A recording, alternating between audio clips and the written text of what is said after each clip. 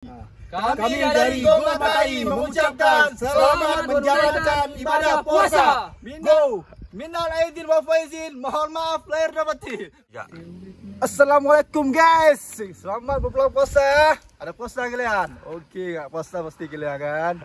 Ini hari ini puasa yang keempat ya kan, kawan-kawan kan? Puasa Teja start, ya kan? Kalau di bulan puasa tuh kita kan puasa itu wajib ya kan? Tapi kalau kita sambil berolahraga lebih bagus lagi tuh. Kita ngangkat kembali kalau yo ya kan?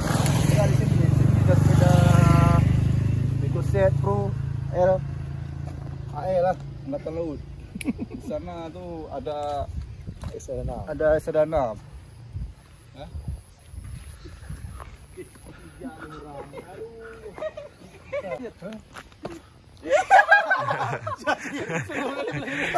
Tinjak tek lembu ke? Ada ranjau guys. Ranjau guys. Aduh, siapa taruh di sini? Apa itu bijak bang? Ya di sana mantap guys. Ada hati lapan guys. Tuh punya siapa guys? Tilapan, tak ada tengok mana tilapan. Itu tilapan lah. Ni enggak dijual lagi guys. Dijual lagi guys. Ya. Tapi ya legend nih guys. Mobil. Ya, motor guys. Motor guys. Halo guys, walaupun kita dalam keadaan berpuasa, tetapi olahraga itu tetap juga lah supaya badan kita tetap bugar, semangat. Oke, jangan lupa bahagia.